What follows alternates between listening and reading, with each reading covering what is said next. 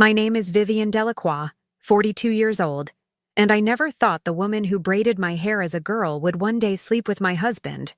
I trusted her like blood. I loved him like breath. And when they both broke me in the same moment, I didn't scream. I disappeared. But what they didn't know is that I was rebuilding in the silence. Brick by emotional brick. 8 years later, I invited them both to a party they thought was for healing. It wasn't. This is my story of betrayal, collapse, reinvention, and the single line I said to her that ended everything. If you're watching this, you're here for truth. So tell me where you're watching from. And hit subscribe if you're ready for the kind of story that doesn't just burn bridges, it builds empires in the ashes. Let's begin. The first time I saw them again, really saw them, I was holding a glass of champagne and wearing the same shade of lipstick my cousin used to borrow from me behind our mother's backs. The ballroom was warm with gold lighting and gentle jazz. Laughter floated over clinking crystal and the scent of old money. It was my event, after all. Every inch of that room bore my touch. From the champagne flutes engraved with their initials to the signature cocktail named Second Chances, irony had never tasted so expensive. They walked in late and, of course, together, still pretending to be the couple the world should envy. But I noticed the tension in the way his hand hovered behind her back, close, but not touching, and her smile. It quivered. Even from across the room, I could see that crack in her glossed perfection. I didn't greet them right away. I let them marinate. I circled the room like a hostess, but inside, I was the conductor of an orchestra they didn't know was playing.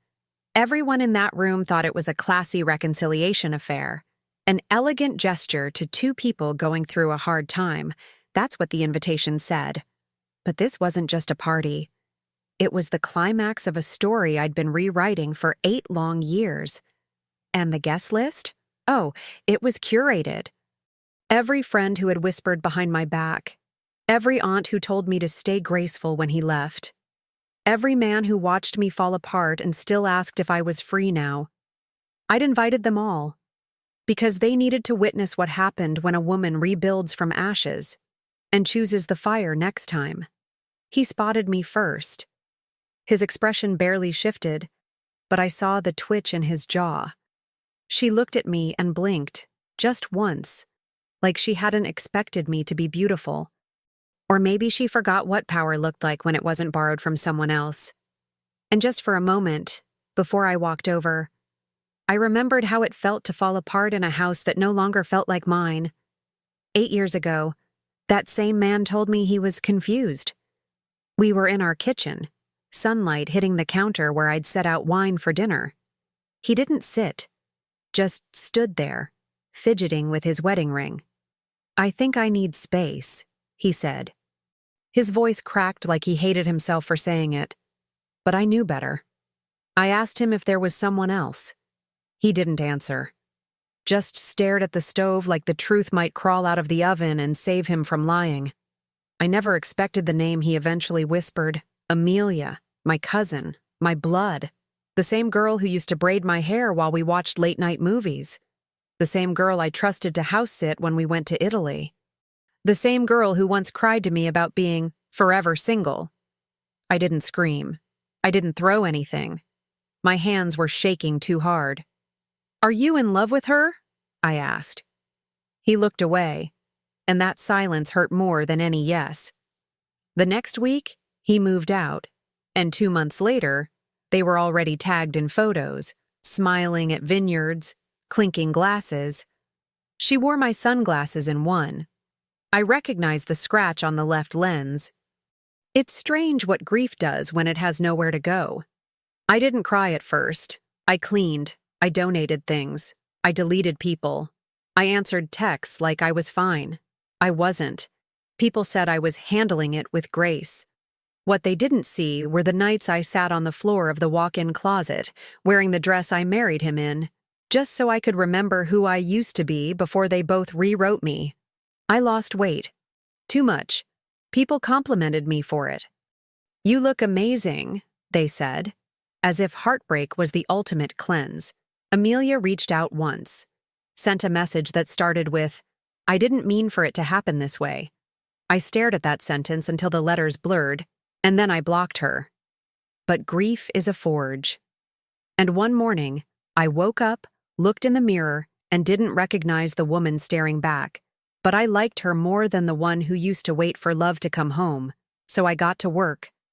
Not just on my body, on my mind, on my money. I studied, traveled, launched a boutique PR firm that built brands out of ashes, just like I had. In time, I built an empire. Not loud, not flashy, but elegant, solid, untouchable. And when I heard through the grapevine, Charleston's social circles are so incestuous, aren't they? That their marriage was unraveling, I felt nothing. Not hate, not glee, just silence. Until one day, Amelia herself walked into my office. She didn't recognize my name on the door. She was asking for a reputation rebrand, said she needed help recovering from some unfortunate media misunderstandings during her separation. I didn't show my face at first, just listened behind the mirrored glass wall as she pitched herself like a product. Polished, polite, slightly desperate. And then I stepped into the room. The look on her face when she saw me, that was the real beginning of this story. The rest, that was just build-up. She stammered, said she didn't know, said she was so proud of me and knew I'd land on my feet.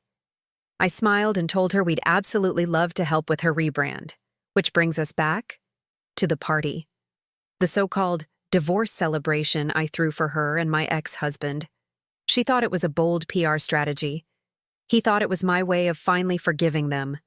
They both believed they were still the main characters. Until I tapped my glass, and the room fell silent. Before everything unraveled, my life was what people called aspirational, a word they used in hushed admiration, as though speaking too loudly might jinx it. Charleston mornings began with sunlight slipping through antique curtains and the scent of magnolia drifting from the garden below. My husband, Elliot, always left a cup of Earl Grey on my side of the bed. Just how I liked it, milk in first, no sugar. It was our little ritual, one of many. I used to think rituals were the bones of love. I was wrong. At the time, I thought I had it all figured out. A decade of marriage. A restored colonial home on a quiet street framed by live oaks and history. I ran a small but beloved interior design business from the sunroom, Delacroix Interiors. Elliot was a mergers and acquisitions consultant, which always sounded colder than the man I knew. He had a soft voice and a stillness to him. People listened when he spoke, mostly because he never rushed to fill silence. He played piano, read 19th century poetry, and brought me peonies when I was overwhelmed with client deadlines. The kind of man who opened doors, remembered anniversaries, and kept my car's gas tank full without ever mentioning it. Everyone adored him, especially Amelia. Amelia was my cousin, but she felt more like a sister. We grew up spending summers at my grandmother's lake house, sneaking cherry sodas and cutting each other's bangs with kitchen scissors. She moved to Charleston for grad school and never left. When her mother passed, I insisted she spend holidays with us. It wasn't even a question. Our home became hers in a quiet, second-hand way. Her favorite mug in the cupboard. Her birthday on our shared family calendar. Her presence as natural as breathing. She was 7 years younger than me, freckled, luminous. One of those women who doesn't know she's beautiful and somehow makes it worse for everyone else because of it. She called me Vivi. No one else did. Elliot called her Kiddo. A nickname that always sounded too affectionate to me. But I shrugged it off. He was kind, and she was lonely. What else was there? Looking back, the signs were there. Quiet. Crimson flags fluttering just out of view. There was the afternoon I found her reading in Elliot's study, feet curled under her, sipping his bourbon. She looked up like a child caught playing dress-up and laughed it off. "He has better taste in books than you," she said, teasing. Elliot, from the doorway, smiled. That's because I don't pick my books based on color coordination. I laughed with them. Then there was the night we hosted a dinner party, and I emerged from the kitchen to find Elliot adjusting the clasp on her necklace. His hands lingered too long. She said nothing. Neither did I. What would I have said? Stop touching my cousin like she's your wife? It would have sounded insane. And maybe a small part of me was afraid it wasn't. We had dreams, Elliot and I. We were trying to conceive, though no one knew. I'd miscarried once, 2 years in. After that, I stopped talking about it. I told people we weren't ready. But behind closed doors, I was tracking ovulation and whispering promises to the stars. Elliot said, "Let's let it happen when it happens." He didn't like the charts or the pressure. I took it as his way of protecting me. That was our dynamic. I planned. He steadied. But when I asked him if we should maybe see a specialist, he changed the subject. Instead, he planned a trip to Italy. Said we needed to reset, to breathe. And we did. Florence in the fall. Market stalls. Slow dinners. Long walks along the Arno. We made love in a villa overlooking vineyards. It felt like something out of a dream. And maybe it was. Because when we got back, everything felt quieter. He worked later, smiled less. We stopped having breakfast together. He said it was the new account, the stress. I believed him. And Amelia? She was always there, dropping by with coffee, offering to help with design mock-ups, texting Elliot funny memes before I even saw them. Once, she called him E in front of me. I laughed, but something inside twisted. I told myself I was being paranoid. Because who would do that? Who betrays both blood and vows? The assumption I held, so tightly it might as well have been stitched into my skin, was that love, once anchored, could not drift. That family, once bonded, would never betray. But assumptions are just fear wearing confidence. The last normal moment I remember was on a Sunday. We were hosting brunch. Amelia was slicing strawberries.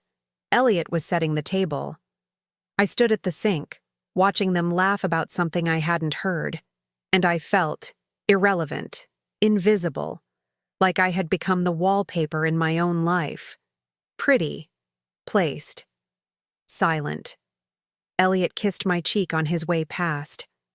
Amelia handed me a mimosa and said, "You're glowing, Vivi. Italy did you good." I smiled, but inside, I wondered if I was glowing or fading. There's a particular cruelty in slow betrayal. Had I walked in on them once, sudden, sharp, undeniable, maybe I could have left with clarity. But what I lived through was erosion, a gentle, almost romantic unraveling. So soft, it convinced me I was imagining it. Elliot, with his calming voice and rational tone, had a way of making me doubt my instincts. Amelia? Don't be ridiculous, Viv. She's like family to both of us. She's your family. You're being paranoid. This stress isn't good for you. I believed him. Not because I was stupid, but because I loved him. And love makes you bend until you break. I remember our last anniversary. He gave me a vintage locket with a photo of us from our engagement party. Inside, he'd engraved it. Always us. I wore it for weeks after he left. Not out of hope, out of disbelief. Because when someone betrays you, your mind doesn't scream right away. It whispers, "No, this can't be real." I used to rewind our conversations in my head like cassette tapes, looking for the skip, the glitch, the moment where I missed the warning. But there was no warning. There was just me, loving them both, and them, loving each other, in secret. It happened on a Thursday. Ordinary, forgettable. But I'll never forget it. There was a storm rolling in over Charleston, thick clouds turning the streets dim and watercolor gray. I was in my home office, measuring swatches for a nursery design I'd been commissioned for. I remember that irony vividly. building dreams for someone else's baby, while mine remained a silent hope pressed between calendar pages and blood tests. My phone buzzed with a text from Amelia. "Hey, love. You around tonight? Thought I'd bring wine." I didn't reply right away. I'd been meaning to talk to her, to ask her why she'd gone silent over the past 2 weeks. No texts, no drop-ins, no shared playlists or silly memes. She'd disappeared, just like Elliot, who claimed he was stuck at the firm pulling 12-hour days. Part of me had already connected the dots. But when you love someone, two someones, you draw hearts over the red flags. I decided to surprise Elliot at his office. I even brought his favorite sandwich, pastrami with Dijon, no tomato, from the deli down on East Bay. I remember how proud of myself I felt. Marriage takes small kindnesses, I used to say, like a mantra. I should have saved the receipt. His assistant looked startled when I showed up. That was the first knife. "Oh, he's not in right now," she stammered. "He left maybe 20 minutes ago?" "Did he say where he was going?" I asked, trying to smile. She hesitated. Said he was heading home. Home. My home. But he wasn't there. His car wasn't in the driveway, neither was hers. My hands started to shake before I even knew why.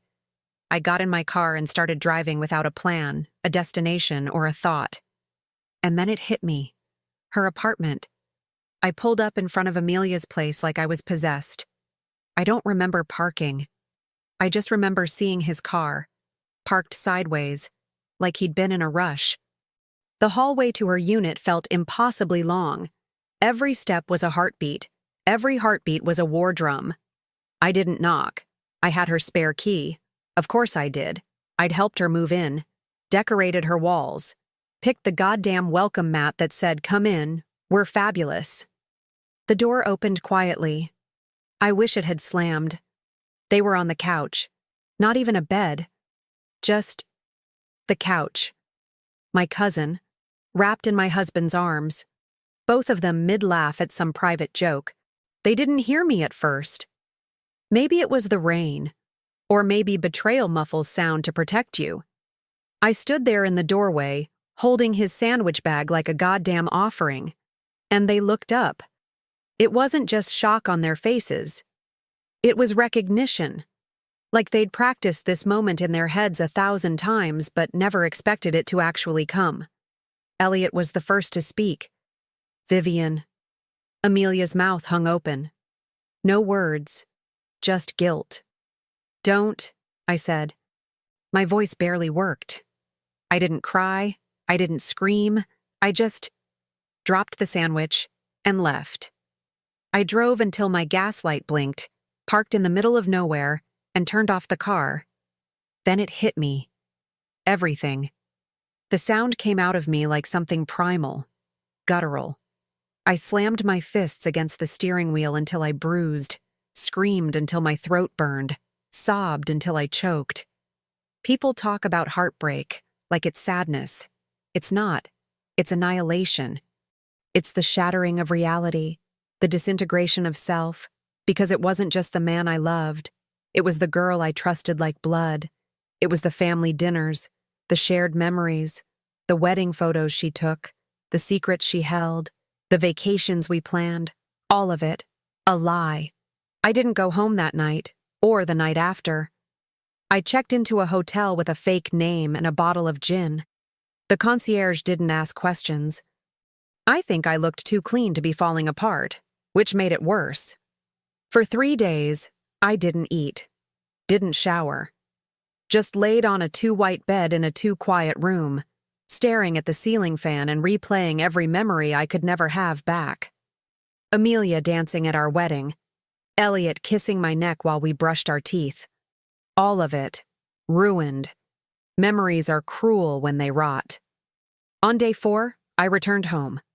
The house was silent. My phone had 67 missed calls, most from Elliot, some from Amelia, and a handful from mutual friends who had heard something and wanted to check in. I turned it off. My home didn't feel like mine. It felt invaded. Tainted. I walked through each room like a stranger. I touched nothing, but I could feel their presence everywhere, their fingerprints in the air, her laugh echoing off the walls. I curled up in the closet and stayed there until nightfall. People came by. They left casseroles, flowers, hollow condolences. I ignored them all. Elliot showed up one evening, rain-soaked and disheveled, the same way he looked when we first kissed outside a bar in New Orleans. He said things like, "It wasn't planned. We never meant to hurt you. It just happened." I stared at him with empty eyes. "You were my husband," I said. "She was my blood." "I know," he whispered. "I know. I was weak. I got lost. And you found yourself inside her." He flinched. Deserved it. I didn't let him in. Not that night. Not ever again. Amelia tried too. Left notes in the mailbox. Emails in long, flowery paragraphs. I never wanted this. Please believe me. You're still my heart, Vivi. She wanted to talk. I wanted to erase her name from every chapter of my life. I thought about confronting her, slapping her, screaming in public. But then I realized something worse. She didn't deserve my rage. She deserved my absence. The grief came in waves. Some days, I convinced myself I was fine. I reorganized bookshelves, took long walks, smiled at neighbors. Other days, I wore his old sweatshirt and sobbed into towels so no one could hear me. I froze. Not just emotionally, physically. Days blurred. I stopped working. My clients drifted. My ambition evaporated like steam on a mirror. Who was I if not his wife? If not her cousin? If not part of this carefully curated family unit? I had defined myself by the roles they now played without me. The woman I was. She didn't exist anymore. But here's the thing about collapse. If you listen closely enough, you can hear the foundation shifting beneath the wreckage. One night, I stood in the shower for an hour, hot water pounding against me like penance.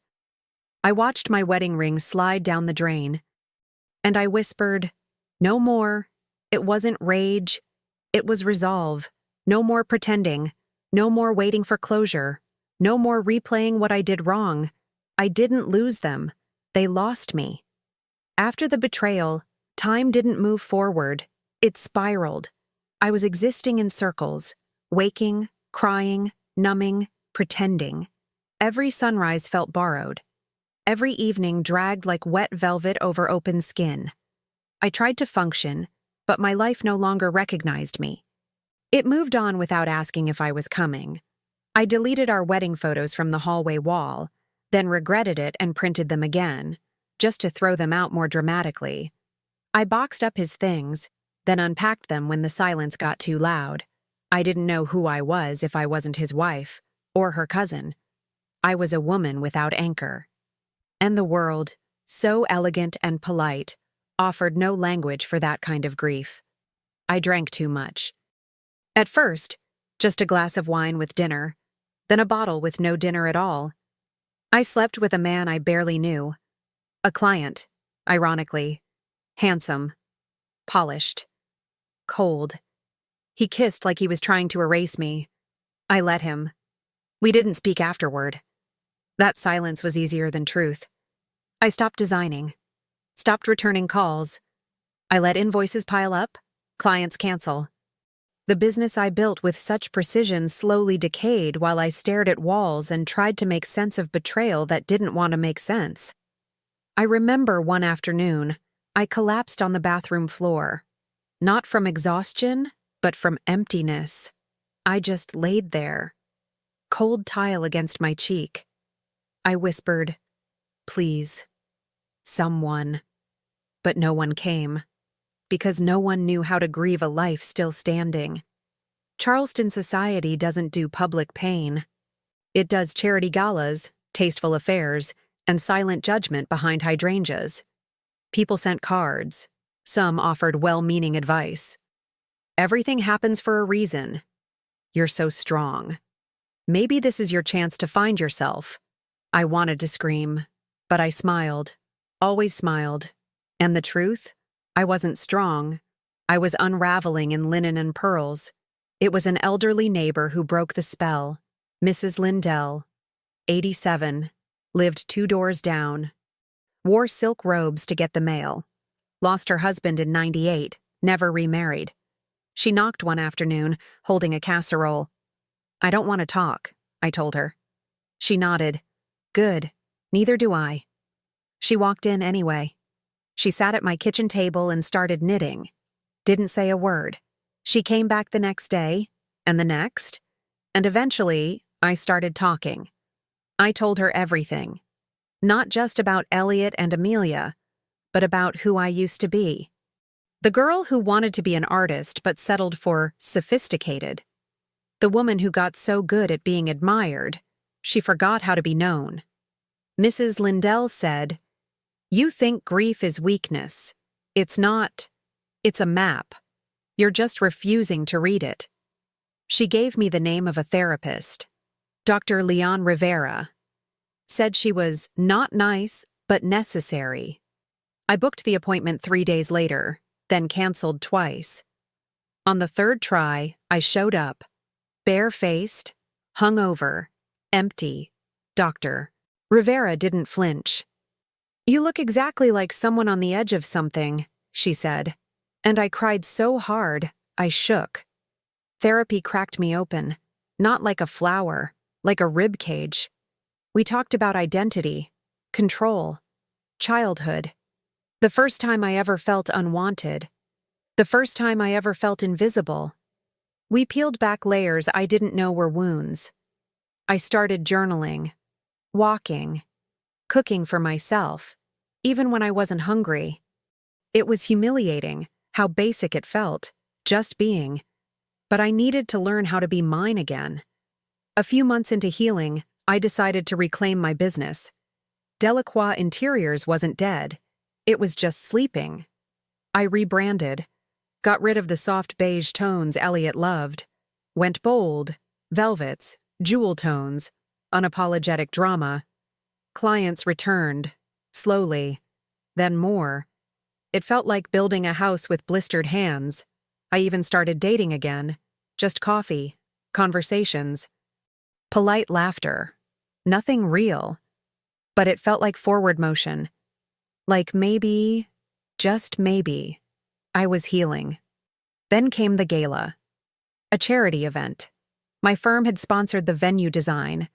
High society's finest.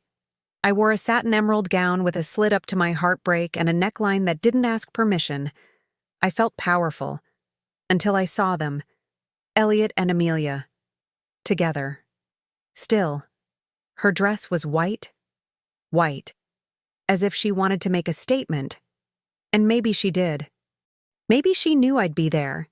Maybe the universe wanted one last twist of the knife. They didn't approach me. Just stood near the bar. Sipping. Whispering. She kept glancing at me. He didn't.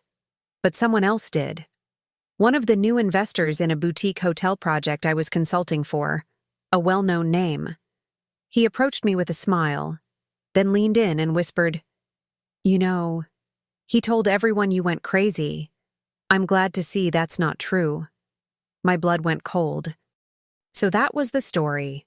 That was the narrative. Vivian, the unhinged wife, the fragile woman who couldn't handle heartbreak, the emotional liability. I excused myself, went to the ladies' room, locked a stall, and shook so hard I cracked a nail on the porcelain.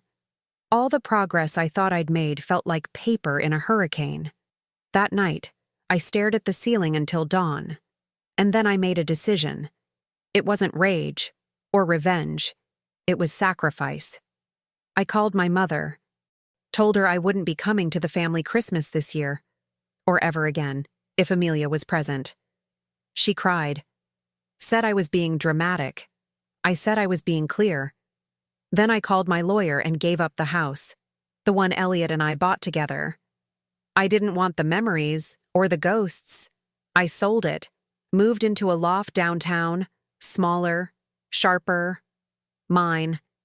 That sacrifice hurt more than I thought, but I needed to make room, not just for healing, for becoming Mrs. Lindell passed away that winter, left me her record player and a note that said, "Keep walking, it's not over." I played Billie Holiday on loop for a week. And then, one morning, I opened my laptop, typed an email to Amelia. Subject line, an invitation. Healing didn't feel like fireworks. It felt like small, quiet revolutions. Waking up without dread, drinking water before coffee, reaching for a journal instead of a wine bottle. Smiling, genuinely at my reflection. Little things. Tiny mercies. Each one a step back toward myself. The loft I moved into downtown was minimalist by design, but rich in soul. Brick walls, tall windows, the sound of the city humming softly beneath me. I filled it with deep greens and velvet golds, abstract art, and books I actually wanted to read. Not the ones Elliot used to buy to impress guests. I kept a record player in the corner and a mirror by the window that caught the morning light just right. Every inch of it felt like mine. Because it was. Delacroix Interiors came back to life like a second heartbeat. The rebrand was bold. Luxury meets rebellion. I no longer said yes to clients who didn't light me up. I no longer softened my voice in meetings. I no longer designed for people who saw me as an accessory to their vision. I became the vision. The projects grew. A boutique hotel chain hired me to lead the design direction on 3 properties. A Southern architecture magazine ran a feature on me called "The Woman Who Rebuilt Herself in Velvet and Steel." My phone rang constantly, but this time, I answered on my terms. Therapy continued. I didn't just talk about them anymore. I talked about me, my needs, my patterns, the ways I'd made myself small in the name of being agreeable, doctor. Rivera had a way of cutting through my narratives without ever raising her voice. "You were never too much," she said once. "You were with people who demanded you be less." That line stuck in my bones.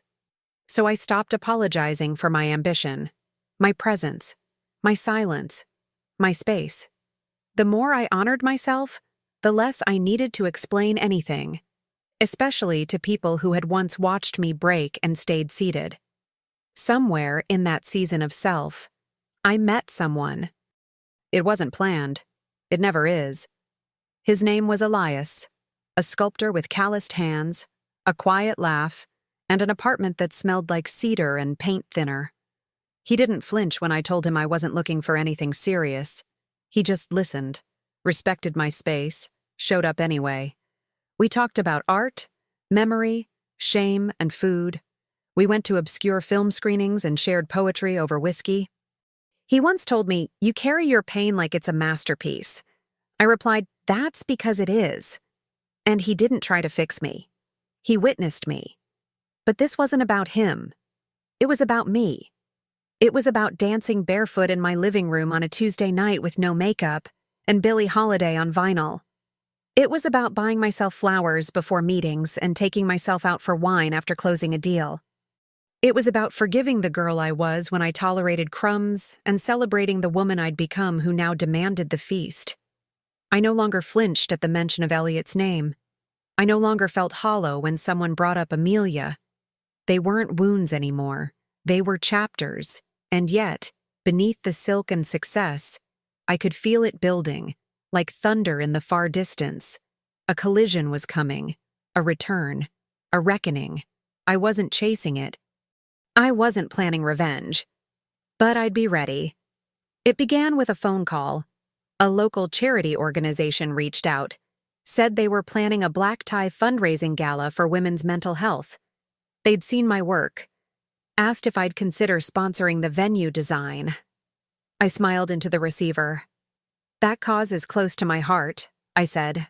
"I'd be honored." And I meant it. But I also knew who sat on that board. Amelia. Her name was on the founding roster. Of course it was. The irony nearly made me laugh out loud. I didn't decline. I doubled my donation. Over the next few weeks, I poured myself into the design. I chose a theme called the Phoenix Room, the palette, deep garnets, molten golds, charred woods. Everything shimmered like rebirth. I selected a string quartet over a DJ, added candlelight along the marble stairs, wrote custom invitations on black vellum with rose gold calligraphy. I watched it come to life like a painting I'd always meant to create. And on the night of the event, I wore a silk red gown that hugged like memory and draped like power. No one could say I wasn't at peace. But peace doesn't mean forgetfulness. It means readiness. Elias came with me that night. He didn't ask questions, just slipped his arm through mine and whispered, "You look like a woman who knows exactly what she's doing." "I do," I said, with a soft smile. As we stepped into the ballroom, heads turned. Not because I was loud, because I was whole. I moved through the room like silk through water, slow, unbothered, grounded. I greeted donors, complimented guests, thanked volunteers, and then I saw her. Amelia. Across the room, hair shorter now, lips thinner, eyes darting like she wasn't sure if she should run or curtsy. I didn't approach her. Not yet. Because this part of the story, this part was mine. There are moments in life when time doesn't just slow down. It bows to you. This was one of them. The ballroom shimmered under crystal chandeliers, everything cast in the warm, golden haze of curated elegance. String music filled the air like memory. The scent of lilies, champagne laughter, tinkling glasses, a woman in red standing very still. Me. I knew she'd come. Of course she would. The event was hers. At least partially. Her name was on the committee. Her influence threaded through the guest list, the press coverage, the cause, mental health, recovery, renewal. How poetic, how predictable, and how fitting that her own unraveling was about to meet its reflection in the very room she helped build. I saw her the second she walked in. Amelia. She wore silver. Soft, ethereal, almost bridal. It was her favorite shade. Something about making her feel like a moon goddess. But tonight, it made her look like a shadow trying to catch light it no longer owned. She scanned the room the way a woman does when she knows danger could be anywhere, disguised as grace. She didn't see me at first, which was fine, because I was never meant to be seen by her again. I was meant to be felt. Elias gently touched my lower back. "Do you want me to stay near?" I smiled. "No, not for this." He nodded and stepped away. I watched him disappear into the crowd like a gentleman from another life. Quiet, unbothered, strong. I turned back to the bar, picked up a glass of water, and waited. It didn't take long. Vivian. Her voice was soft, almost reverent. I turned slowly, carefully, like unwrapping a letter I'd burned years ago just to see if the ashes still remembered me. She looked the same, and nothing like herself. That's the cruelty of guilt. It rewrites your face in invisible ink. "Amelia," I said, evenly. She glanced around, checking for eavesdroppers. "You look radiant." "Thank you." A pause. She fidgeted with her clutch. The same way she used to when we were 12 and hiding secrets from our grandmother. "I didn't know you'd be here," she said. "But you hoped I wouldn't." Her breath caught. I let the silence breathe between us. It wasn't awkward. It was sacred. "I've wanted to talk to you," she said.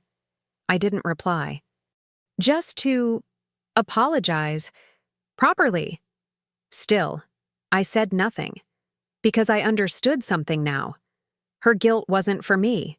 It was for her. She needed forgiveness like a bandage, something to stop the bleeding. But I didn't come to heal her. I came to end the loop. She tried again. "What we did, what I did, it wasn't about hurting you. I was lost. Elliot and it was like this thing just happened." "Don't." I said it softly, but it landed like thunder. She blinked. I stepped closer, just close enough for only her to hear what came next. You took my life like it was a costume you could wear, but it never fit you. And now you're standing here hoping I'll hand it back." Tears welled in her eyes. "I miss you," she whispered. "Every day." I looked at her, not with rage, not with pity, but with clarity. And then I delivered the line I'd waited 8 years to say. "You weren't the villain in my story, Amelia. You were just the plot twist that made me rewrite the ending." She stopped breathing for a moment. I saw it happen. Her lip quivered. Her eyes shattered. Because in that moment, she saw it. Me.